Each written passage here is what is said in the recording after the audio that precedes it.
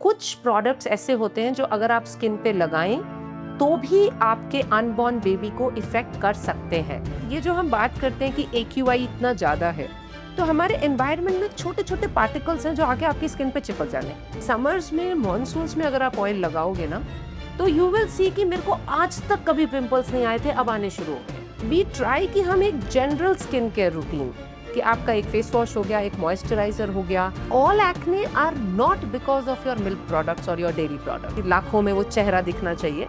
So everything has to fit in together for you to get that perfect look. Hello and welcome to Ojas skin care. मैं हूँ आराधना आपके साथ।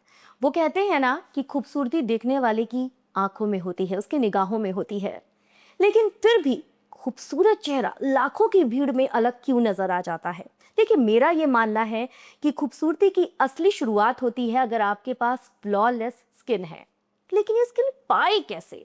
चलिए इसी पर करेंगे चर्चा, क्योंकि आज है हमारा यही मुद्दा और इस पर बात करने के लिए मेरे साथ मौजूद हैं doctor Soni Nanda.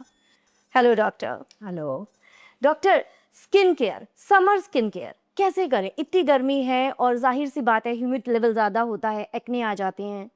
Right, and I think social media is full of skin care. Yes. So जितने लोग आते हैं वो पूछते हैं, हम मॉर्निंग में, हर कोई मॉर्निंग में 4-5 चीज़ लगा रहा है और फिर इवनिंग में 4-5 चीज़ लगा रहा है। नाइसिनामाइड लगाना है, रेटिनॉल लगाना है, tretinoin, that is the trending thing, hyaluronic acid, ceramides, copper peptides, अब इतनी सारी चीज़ें हैं। तो इसमें आपने पूछा है कि स्किन केयर क्या करें। सो मैं अभी भी उसी थॉट की हूँ जिसमें आई फील अगर if you have a normal skin तो आप मुंह धोइए ज़रूर, रात में सोने से पहले मुंह धोना मैंडेटरी है। आइडियल इज अगर आप 2 बार धो सकते हैं, लेकिन अगर आपको एक ही बार धोना है तो फिर वो रात होनी चाहिए, not morning. Sunscreen is absolute must. आप सुबह मुंह धो, एक सनस्क्रीन लगाओ। जब आप अपने काम से वापस आए या वॉटेवर आप खेल के वापस आए, उस टाइम आपने दोबारा मुंह धोया एंड उसके बाद आपने एक मॉइस्चराइजर लगा लिया।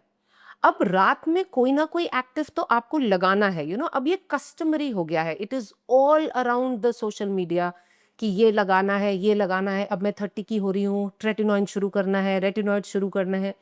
तो एक्टिव्स के लिए ना देयर इज नो यूनिवर्सल कि ट्रेटिनॉइन सबकी स्किन पे चल जाएगा या हाइलुरोनिक एसिड सबकी स्किन पे चल जाएगा। तो आई थिंक एक्टिव आपकी स्किन टाइप के हिसाब से लगेगा। बट अगर आपकी एक जनरल नॉर्मल स्किन है तो मे बी आप हाइलुरोनिक एसिड लगा सकते हो। एक्ने प्रोन स्किन है तो आप रेटिनॉइड या ट्रेटिनोइन अगर आप लगाते हो, तो आप ध्यान रखो कि ये इंडियन स्किन को ना बहुत इरिटेट करता है। तो the quantity has to be very little, contact time has to be very little, and best is to seek expert advice before deciding कि आपको ये लगाना है या नहीं लगाना है। तो डॉक्टर, आजकल तो सोशल मीडिया पर इतने सारे इन्फ्लुएंसर्स हैं और वो सिर्फ बता देंगे कि आप ये लगा लीजिए, Right. और मुझे ऐसा लगता है कि लेमैन उसको यूज करना शुरू कर देता है। Right. पर किसकी स्किन पर क्या जाएगा ये किसी को नहीं पता। Right. But it's just an experiment जो हर कोई करता जा रहा है अपनी स्किन के साथ। Right. और पहले क्या होता था? पहले अपनी स्किन पे टोनर लगाओ, सीरम लगाओ, ऑयल लगाओ। अब वो चीजें और बढ़ती जा रही हैं। Right. तो समय तो है नहीं, तो उसको शॉर्टकट में कैसे करें? और आपके अकॉर्डिंग क्या बिना डॉक्टर के प्रिस्क्राइब करे इन सब चीजों का इस्तेमाल करना स्किन पे ठीक है? सो सी, एक इन्फ्लुएंसर वाला पॉइंट, आपको किसी को फॉलो करना है ना, तो आप प्लीज एक रीजनल इन्फ्लुएंसर फॉलो करो। आप इंटरनेशनल इन्फ्लुएंसर्स फॉलो करते हो ना, तो उनको हमारा एनवायरनमेंट पता है ना, उनको हमारी स्किन टाइप पता है। तो अगर आप दिल्ली एनसीआर में हो तो एक दिल्ली एनसीआर का इन्फ्लुएंसर पकड़ लो, maybe at least weather conditions और स्किन टाइप तो उसको पता होगी। अब जैसे अगर आप प्रोडक्ट लगाते हो हाइलुरोनिक एसिड जैसा और आपकी स्किन ड्राई है, तो it will not cause any harm. Vitamin C बहुत पॉपुलर हो रहा है, लेकिन जिसकी पिंपल प्रोन स्किन है या जो पिगमेंटेशन प्रोन है, उसमें कभी कभी विटामिन सी उल्टा काम भी कर सकता है। अब ट्रेटिनोइन को लेके एक word of caution. Tretinoin anti ageing के लिए एकदम एक जादू ड्रग बताया जा रहा है। आपने लगाया and it will take years off your skin. And एक हमारा ना कुछ माइंडसेट हो गया है कि घर बैठे खुद ही कर सकते हैं, तो डॉक्टर के पास जाना क्यों, पूछना क्यों। तो ट्रेटिनोइन अगर आपने थोड़ा सा भी ज़्यादा लगा दिया तो आपकी स्किन को बहुत ड्राई कर देगा। ड्राई होगी स्किन तो आगे जाके वो पिगमेंटेड हो सकती है। And yes, if you are planning a family, tretinoin is a absolute no. कुछ प्रोडक्ट्स ऐसे होते हैं जो अगर आप स्किन पे लगाएं तो भी आपके अनबॉर्न बेबी को इफेक्ट कर सकते हैं. सो ट्रेटिनोइन, रेटिनॉइड्स, ग्लाइकोलिक एसिड, ये सब तो आप प्लीज डॉक्टर से पूछ के लगा लो. से बाहर की कंट्रीज में ना डॉक्टर अवेलेबिलिटी कम है या बहुत एक्सपेंसिव है. इंडिया में तो वो इश्यूज है नहीं, तो you can have a visit and you can decide. But general active में hyaluronic acid is fine. Ceramides आजकल बहुत ट्रेंडिंग है. So ceramides are basically good moisturisers. अगर आपकी स्किन एक्ने प्रोन नहीं है, पिंपल्स नहीं आते हैं, लगाओ सेरामाइड, कोई प्रॉब्लम नहीं है. यू नो, विटामिन सी के बारे में मैंने ऑलरेडी बात कर ली. Niacinamide, yes, niacinamide is another thing which everybody wants to apply. अब नियासिनामाइड का कुछ रोल पिंपल्स पे है. नियासिनामाइड जनरली आपकी स्किन को बहुत नुकसान नहीं देगा, लेकिन हमारे यहाँ ना बहुत ही ह्यूमिड वेदर होता है most of the times. And ये जो हम बात करते हैं कि AQI इतना ज़्यादा है, तो हमारे एनवायरनमेंट में छोटे छोटे पार्टिकल्स हैं जो आके आपकी स्किन पे चिपक जाने. तो आप जितना कम लगाओगे उतनी आपकी स्किन बेटर रहेगी. तो जैसे मैंने पहले भी इस चीज़ को एम्फोसाइज किया था, स्पेशली समर्स में आप मॉर्निंग में फेस वॉश लगाइए, फिर एक सनस्क्रीन लगाइए. अगर आपका लंबा दिन है तो आफ्टरनून में एक बार अपने फेस को वाइप कर लीजिए, बिकॉज थोड़ा बहुत ऑयल आएगा, फिर एक्ने आने की टेंडेंसी रहेगी. एंड अगर आपको लगता है कि नहीं मैं तो AC में हूँ, मुझे बिल्कुल स्वेट नहीं हो रहा, तो फिर जब आप रात में घर आए, आपने फेस वॉश किया, आपने एक मॉइस्चराइजर लगा लिया, एंड एक कोई सेरम जो आपकी स्किन को सूट करता है वो आप सोते टाइम लगा सकते हैं. ऑयल की बात की थी आराधना. यस, कि वो बहुत ट्रेंड कर रहा है. आई नो, आजकल कामा का ऑयल हो या I know. बहुत सारे ऐसे ब्रांड्स हैं जो अपना कुमकुमादी ऑयल, यस अमर रूपा ऑयल, यस, जो एक्चुअली ट्रेंड कर रहे हैं. और लोग बस कुमकुमादी को तो ऐसे लगा रहे हैं जैसे इसको लगाने के बाद तो वो एकदम फेयरनेस का मैजिक चल जाएगा उनकी स्किन. एग्जैक्टली. इंडिया में fairness is a very very actually right. So see oil, I think winters में देयर इज नो प्रॉब्लम, लेकिन समर्स में, मॉनसून्स में अगर आप ऑयल लगाओगे ना, तो यू विल सी कि मेरे को आज तक कभी पिंपल्स नहीं आए थे, अब आने शुरू हो गए. सो ऑयल में इट इज स्टिकी, वो चिपकेगा एंड फिर आपको दाने आएंगे. But I know of people जो कि सालों से ऑयल लगा रहे हैं, they are very happy with it. तो आप ऑयल रात में लगाइए. एंड अगर स्किन पे थोड़ी भी चेंजेस दिखनी शुरू हो, तो ये मत सोचो कि ये तो मैं हमेशा से लगा रही हूँ, इससे तो कुछ हो ही नहीं सकता. जनरली समर्स में, मॉनसून्स में ऑयल हमारी स्किन टाइप में बहुत अच्छा नहीं वर्क करता. But if it works for you, apply it during the night time, avoid applying it during the day. And फिर भी अगर आपको लगता है कि कुछ दाने वगैरह आ रहे हैं तो प्लीज स्टॉप इट. आपने दानों की बात की, तो आजकल देखा जा रहा है, पहले होता था कि 18 से 20 साल की उम्र के बीच में एक्ने आते थे. वो होते थे जब प्यूबर्टी हिट करती थी. और फिर अडल्ट एक्ने जो आफ्टर 40 मेनोपॉज के आसपास आते थे. लेकिन अब वो एक्ने 8, 11, 12 इस उम्र के बीच में आ रहे हैं.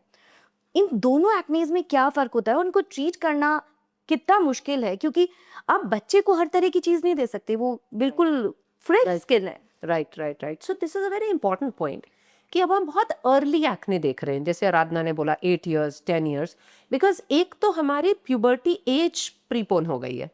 Now you see girls having cycles at the age of 9 and 10 also. दूसरा, our environment definitely has a role, and I think here our food also has a role. क्योंकि जो इतना ज़्यादा पैकेज्ड फूड ले रहे हैं वो भी कहीं ना कहीं इफ़ेक्ट करता है. ओबिसिटी बहुत बढ़ रही है हमारी कंट्री में, तो ये सारे फैक्टर्स की वजह से एक्ने जल्दी आने लग गया. एंड टू योर पॉइंट कि यंग स्किन में करें क्या, ये एक प्रॉब्लम हमें भी फेस हो रही है. बिकॉज हमेशा पहले 13-14 के बाद ज़्यादा एक्ने 16-18 में, बट अब अगर बच्चे को 8-10 साल में एक्ने आ रहा है तो हम ऑलरेडी अपनी मेडिसिन बहुत कम रखना चाहते हैं. But at the same time we don't want कि स्कार छूटे, बिकॉज एक्ने का जो स्कार है कुछ इम्प्रिंट छोड़ता है. एंड अब बच्चे कॉन्शियस बहुत ज़्यादा है, they don't want any scars. So this is a new learning for us also. तो हम ऑप्टिमाइज करने की कोशिश करते हैं कि हम कैसे दवाई बहुत कम दें, बच्चे की स्किन को हार्म ना करें, खाने की दवाइयाँ कम से कम दें, लेकिन एट द सेम टाइम निशान भी ना आए. सो इस केस में थोड़ा तो पेरेंट्स को अंडरस्टैंड करने की ज़रूरत है कि रेगुलर फॉलोअप्स चाहिए होंगे, because we try to treat you with the least number of medicine, चाहे वो लगाने की हो चाहे वो खाने की हो. एंड जैसे जैसे आपका बच्चा बड़ा होगा उसके एक्ने की टाइप भी चेंज होती जाएगी। तो बहुत लोगों का ये क्वेश्चन होता है, ठीक हो गया था वापस आ गया। तो वापस तो देखो आएगा ही, ये तो हम मान के चलेंगे कि आएगा एक्ने। तो जो एक्ने जल्दी आ रहा है उसमें एक तो बच्चे को अवेयरनेस कर देनी चाहिए कि स्कूल से आके मुंह धोए। एक स्कूल से आके नहाने का रूटीन अगर आप इनग्रेन कर दें, दैट इज वेरी यूजफुल, क्योंकि उसमें बच्चा शैम्पू भी कर सकता है, तो सिर पे भी जो आपको डैंड्रफ होती है या फोरहेड के एक्ने होते हैं वो कम हो जाएंगे।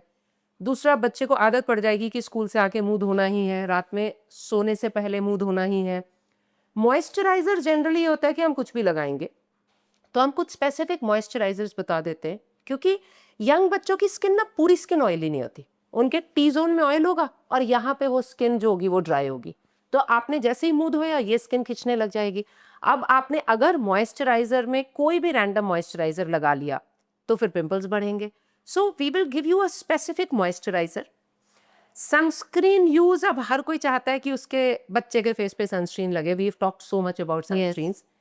लेकिन जिनकी एक्ने प्रोन स्किन है, बहुत यंग बच्चों में सनस्क्रीन का फायदा खास नहीं होगा, इनफैक्ट एक्ने बढ़ेगा। तो स्किन पे कम से कम चीज लगाई जाए, बच्चे को ये एड्यूकेट किया जाए कि पिंपल्स को हाथ नहीं लगाना, डाइट उनकी अच्छी की जाए, मतलब जो पैकेज्ड फूड है वो कम से कम दिया जाए उनको, एंड पेरेंट्स की एजुकेशन बहुत इंपॉर्टेंट है, क्योंकि इतनी टेंडर एज है, दवाइयां हम कन्वेंशनल दवाइयां दे नहीं सकते, and this is new for us also, 8-year-old having acne, और वो भी इतना बड़ा बड़ा। बिटवीन डॉक्टर, क्या हम जो यंग एक्ने होते हैं हम उसमें ट्रीटमेंट्स दे सकते हैं? इतनी अर्ली एज में हम नहीं प्रेफर करते आराधना, बिकॉज जो ये एज होती है ना, 8 साल 10 साल 12 साल, इस टाइम पे तो अभी आपके हॉर्मोन्स भी सेटल नहीं हुए होते। सो एंड बच्चे का एक्सपोजर बहुत ज़्यादा होगा। तो वी ट्राई कि हम एक जनरल स्किन केयर रूटीन, कि आपका एक फेस वॉश हो गया, एक मॉइस्चराइजर हो गया, आपका लाइफस्टाइल ठीक हो गया, एंड कुछ एप्लीकेशंस भी हम बहुत माइल्ड रखते हैं ताकि स्किन सेंसिटिव ना हो। So we really don't have to much, except for कि आप टाइम टू टाइम आओ और हम थोड़ा थोड़ा कुछ चेंज करेंगे, सो दैट बच्चे का फेस नहीं खराब हो, उसका सेल्फ एस्टीम कम नहीं हो। इनफैक्ट बच्चे से ज़्यादा पेरेंट्स का सेल्फ एस्टीम कम हो रहा है डायरेक्ट, तो पेरेंट्स का सेल्फ एस्टीम कम नहीं हो। But this is something which we are also learning, and जहाँ कुछ ज़्यादा होगा वहाँ बीच में थोड़ी सी देर के लिए आपको कुछ खाने की दवाइयाँ दे देंगे जिससे कि हमारा कंट्रोल हो जाए, फिर हम स्टॉप कर देंगे, फिर दोबारा ज़रूरत होगी तो दोबारा देंगे। So you have to understand it's a ongoing journey. Adult acne. I know, ये एक्ने कभी छोड़ता ये नहीं छोड़ता है। It starts from 8। In fact surprising, पहले हम बोलते थे मीनोपॉज के बाद एक्ने खत्म हो जाएगा, अब पोस्ट मीनोपॉजल विमेन में भी एक्ने दिख रहा है। सो मतलब ये हमेशा साथ चलता रहे। ये हाँ ये वो है ना, क्या बोलते हैं, जिंदगी के साथ भी और जिंदगी के बाद भी, बाद भी इसमें नहीं होता। सो एडल्ट एक्ने ये भी एक बड़ी कॉमन चीज होती है। लोग आते हैं 25-27 की एज में, एंड दे आर लाइक कि मेरे को टीनेज में तो कभी एक्ने नहीं आया और अब मुझे एक्ने आना शुरू हो गया। So just take a sip of water. तो बेसिक जो डिफरेंस होता है, जो आपको टीनेज में एक्ने आ रहा होता है वो यूजुअली आपके टी जोन पे शो करता है, एंड वो आपकी स्किन टाइप की वजह से ज़्यादा होता है। जो आपको 25 के बाद एक्ने आ रहा होता है, या फिर जो आपको एक्ने आता है मीनोपॉज से पहले, वो generally V of your face पे होता है, मोटा होता है, दर्द करता है, एंड बहुत ही गंदा निशान छोड़ता है। एंड यूजुअली वो क्या होता है कि वो ना आपके पीरियड्स के पहले थोड़ा बढ़ता है। अब बहुत सारे लोगों से पूछो, वो बोलते हैं नहीं मेरा तो पूरा ही टाइम रहता है, क्योंकि पीरियड्स के बाद सिर्फ हफ्ते 10 दिन होते हैं जब वो थोड़ा कम होता है, पूरा जाता नहीं है, और तब तक सेकंड क्रॉप आ जाती है। Actually I have experienced it. वो रुकता नहीं है, वो रहता है। वो रहता है, और वो जितना रहता है उतना स्ट्रेस होता है। Correct correct. सो अगेन, अब जो हार्मोनल एक्ने होता है उस पे हमें देखना होता है कि क्या एक्चुअली आपको कोई हार्मोनल इशू है, जैसे पॉलीसिस्टिक ओवेरियन सिंड्रोम या कोई और ऐसा इशू है, या कुछ लोगों का ये होता है कि नॉर्मल हार्मोन्स को ही स्किन ऐसे रिएक्ट कर रही है, यू नो। तो उसमें जनरली पेशेंट का क्वेश्चन ही होता है कि मेरे को ही क्यों, या कब तक खत्म होगा। तो जो टीनेज एक्ने होते हैं ना, उसके लिए तो हमारे पास बहुत स्टैंडर्ड प्रोटोकॉल्स है कि हमें कैसे ट्रीट करना है। आप रेगुलरली 6-8 मंथ्स ट्रीटमेंट करोगे, you will get the solution. Now for adult acne हमें इंडिविजुअलाइज करना पड़ता है डिपेंडिंग कि आपको एक्ने हो क्यों रहा है. अगर तो क्लियर कट कुछ हार्मोनल इशू है, we will treat that and your acne will go with that. तो अगर आपके साइकिल्स इरेगुलर हैं और आपको एक्ने आ रहा है तो फिर it is a hormonal thing. But जिन लोगों को नॉर्मल हार्मोन्स को ही इस तरह से बॉडी रिएक्ट करती है तो उसमें कुछ सप्लीमेंट्स होते हैं जो हम देते हैं. अगर सप्लीमेंट्स नहीं वर्क करती हैं तो कुछ ऐसी मेडिसिन्स होती हैं जो हार्मोन्स नहीं होती, और अगर फिर भी नहीं ठीक होता तो कुछ ऐसी मेडिसिन्स होती हैं जो हार्मोन्स होती हैं. बट जो ये वाला एक्ने होता है ये निशान ज़्यादा छोड़ता है, इसलिए इसका ट्रीटमेंट करना मैंडेटरी होता है. डॉक्टर, जो एक्ने के रीजंस होते हैं वो मेल फीमेल दोनों में सेम होते हैं? This is what I was thinking कि we are completely ignoring males, right? Correct. Right. उनको कोई नहीं पूछता बेचारों को. नहीं, but now they are very bothered. Yes. ठीक है. बट मेल्स में ना जो एक्ने होता है वो ज़्यादा उनकी स्किन टाइप की वजह से होता है, एक तो. एंड दूसरा, आजकल बियर्ड शेपिंग का बहुत ट्रेंड है, जो यहाँ तक का करके रखते हैं. बहुत सारे लोग उसके लिए थ्रेडिंग करवाते हैं. तो जब आप थ्रेड करवाते हो उसके बाद 10 दिन 15 दिन के बाद दाने आते हैं. दे डोंट रियलाइज कि ये थ्रेडिंग से हो रहे हैं. वो सोचते हैं कि ये एक्ने आ रहा है हमारे को. तो एक तो अगर आप यहाँ पे कुछ भी शेव या कुछ भी करते हैं तो अलोंग द डायरेक्शन करना है, नॉट अक्रॉस करना है. और अगर आपकी स्किन ऑयली है तो उसका we can treat it very well. Males में बहुत बार ये होता है कि एक्ने कौन ट्रीट करता है, मेल्स के फेस पे तो मार्क्स ठीक लगते हैं. तो अब उन केसेस में क्या होता है ना, जैसे जैसे आप एज करते हो, पहले तो आपके छोटी छोटी पिट्स होंगी, पर जैसे जैसे आप एज करते हो आप ऐसे स्माइल करोगे और पूरी लाइंस आ जाएंगी. तो you are still 40 and you look 60. एक तो socially that is not acceptable. दूसरा, इससे मैं देख रही हूँ लोगों को जॉब्स में प्रॉब्लम आती है. Correct. Because people want to change jobs. If you are not looking presentable people don't employ you. Correct. तो एक बड़ा रीसेंट ट्रेंड हमने देखा है कि after the age of 35-40 we are getting lot of males for acne scar treatment. Pimples के जो निशान रह गए हैं उसको ट्रीट करना. तो मेल है या फीमेल है, पिंपल्स आपको ट्रीट करने हैं. मेल्स में पिंपल्स ट्रीट करने थोड़े इजियर होते हैं क्योंकि हार्मोनल इन्फ्लुएंस बहुत कम है. मेजॉरिटी ऑफ द केसेस में या तो उनकी स्किन टाइप है या फिर वो बियर्ड शेपिंग और वो सब कर रहे हैं. तो it is very easy to treat their acne, but it is difficult to treat their mindset. You know कि एक्ने ट्रीट करने की क्या ज़रूरत है. तो ज़रूरत है, बिकॉज मे बी आपको अभी नहीं पता चल रहा. एक्ने अभी ट्रीट करना बड़ा ही सिंपल है, आपकी 6-8 कंसल्टेशंस लगेंगी, यू विल बी गुड. लेकिन बाद में स्कार ट्रीटमेंट में आपका मनी, आपका टाइम, सब कुछ बहुत लगेगा और फिर भी इम्प्रिंट्स रह जाएंगे. नहीं डॉक्टर, अगर एक्ने आता है चाहे वो बच्चा हो, बड़ा हो या इनफैक्ट बूढ़ा हो, क्या खाना जो होता है, जो हम फूड खाते हैं, कौन सी ऐसी चीजें खाएं जिससे इसको प्रिवेंट किया जा सके? एक तो ऑब्वियसली सब डॉक्टर्स कहते हैं drink lot of water, drink lot of water. Right. अगर किसी का ब्लैडर इतना बड़ा नहीं है तो, और वो ऑफिस में है, क्या करेगा? नहीं, ड्रिंक लॉट ऑफ वाटर भी ओवर हाइप्ड है. हाँ. आपको 6-8 ग्लास पीना है, पूरे दिन पानी नहीं पीते रहना, दैट्स ओके. तो डाइट में ना, जैसे मैंने पहले भी एक पॉइंट मेक किया था, जितना भी आपका पैकेज्ड फूड है, एक तो दैट शुड बी अवॉइडेड. अब आप पूरा तो अवॉइड नहीं कर सकते, संत तो नहीं बन सकते सारे. आप हफ्ते में एक दिन खा लीजिए. दूसरा, आजकल there is a lot of talk about dairy and acne. Acne होता है और बच्चे सबसे पहले अपना दूध, दही, पनीर बंद करते. बड़े भी. अच्छा. तो से बहुत एक्सेस तो किसी भी चीज की नहीं लेनी चाहिए. कुछ केसेस होते हैं जहां लोग बोलते हैं कि मैं लेती हूं तो मुझे आ जाते हैं, बट इसका ना हमारे पास क्लियर कट साइंटिफिक प्रूफ नहीं है. तो आप मॉडरेशन में लीजिए. आप 100 ml तक दिन में ले लीजिए. All acne are not because of your milk products और your dairy products. Okay. So diet has a importance, but आपको मॉडरेशन में लेना है जो भी लेना है. जैसे बड़े सारे लोग आते हैं जो बोलते हैं कि आम खाते ही हमें दाने निकलते हैं. सो आम में ओलियो रेजिन्स होते हैं. अब दुनिया खा रही है, किसी 2-4 कोई दाने निकलते हैं. तो अगर आपको निकलते हैं तो प्लीज आप आम मत खाओ. लेकिन कोई यूनिवर्सल चीजें नहीं है. मैं चॉकलेट खाती हूँ, अगले दिन मेरे को दाना आ जाता है. मे बी आपको जब स्ट्रेस होता है तभी आप चॉकलेट खाते हो और स्ट्रेस से ही दाने आ रहे हैं. It's not the poor chocolate which is to be blamed. So it's very difficult to say कि फूड में आप क्या चेंजेस करो, बट एक नॉर्मल हेल्दी डाइट लो, 6-8 ग्लास पानी पी लो, उतना काफी है आपके लिए. And exercise has a very big role to play. Okay. Because आपका BMR उससे अच्छा रहता है. एंड ये जो बेली फैट होता है this has a role to play in acne.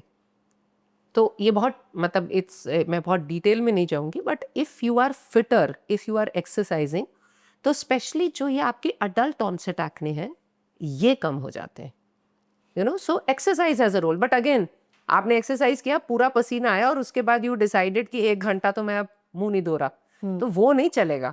आपको एक्सरसाइज किया, आपको पसीना आया, इनफैक्ट आई वुड सजेस्ट जब आप एक्सरसाइज करते हो अपने बैग में वेट वाइप्स भी रखो और इमीडिएटली आफ्टर एक्सरसाइज वाइप कर लो अपने आप को। उससे स्किन ड्राई नहीं होगी? यूजुअली नहीं होती, जिनकी एक्ने प्रोन स्किन होती है ना उनमें काफ़ी ऑयल होता है। तो मेजॉरिटी लोगों का हम ये देखते हैं कि 35-40 तक ड्राई होने लग जाती है, बट कुछ लोग ऐसे होते हैं जिनके 50 के बाद भी ऑयल रहता है, तो उन लोगों का स्किन केयर थोड़ा डिफरेंट रहेगा। उनको हमेशा ऐसे ट्रीट करनी पड़ेगी अपनी स्किन जैसी ऑयली स्किन है। और जैसे ड्राई नहीं होते पे एक और पॉइंट, शुरू में ना आपका जैसे 14, 16, 18 ईयर्स में आपको एक्ने आया, आपको पता चल गया आपकी स्किन ऑयली है, तो आप पूरी उम्र यही सोचते रहते हो मेरी स्किन ऑयली है। But after the age of 30, 35 most skin oily नहीं रहती, क्योंकि स्कारिंग इतनी हो जाती है तो वो स्किन में कुछ हाइड्रेशन नहीं होती। पर लोग मॉइस्चराइजर लगाते नहीं है इस डर से कि मुझे पिंपल्स आ जाएंगे। तो आपकी जो स्किन टाइप 18 साल में थी शायद 35-40 में वो ना हो, तो it's a good thing to maybe revisit your dermatologist once and see कि अब मेरी स्किन टाइप है क्या। डॉक्टर, जैसे आपने स्किन टाइप की बात की, तो dry, oily, combination, sensitive, 4 skin type, इनके अकॉर्डिंग क्या क्या स्किन केयर करना चाहिए, किस तरीके से लुक आफ्टर करना चाहिए? सो ड्राई स्किन टाइप इंडिया में बहुत रेयर होती है। मोस्टली हमारे लोगों के टी जोन में तो ऑयल होता ही है, तो मेजॉरिटी लोग कॉम्बिनेशन स्किन टाइप में होते हैं। ड्राई स्किन टाइप हो जाती है एक एज के बाद, may be after 45, may be after 50, या जिन लोगों को कुछ स्किन की डिजीजेज होती हैं जैसे कि एटोपिक डर्मेटाइटिस हो गया या सो उनकी ड्राई होती है। तो अगर आपकी ड्राई स्किन टाइप है तो then you just need a lot of moisturisers and ceramide based moisturisers which would work well here।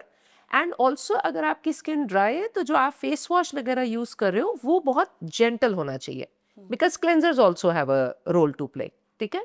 And sunscreen तो यस आपको लगाना ही है। ड्राई स्किन ही यूजुअली सेंसिटिव स्किन होती है। तो एक तो ड्राई स्किन होती है कि आपकी ड्राई है, दूसरे कुछ लोग ऐसे होते हैं जिनका इतना ओवर ईयर्स एक्ने हुआ या सन से एलर्जी हुई कि अब उनकी बहुत ड्राई हो गई है, तो उनकी स्किन ड्राई के साथ सेंसिटिव भी होती है। तो उनके लिए आपको बहुत जेंटल प्रोडक्ट्स चाहिए होते हैं, जैसे generally the Cetaphil range, the CeraVe range, सारे लोग वो यूज कर रहे हैं, तो वो इन स्किन टाइप्स के लिए that works well. And which sunscreen one should use? Again sunscreen में you will need a sunscreen which is lotion base.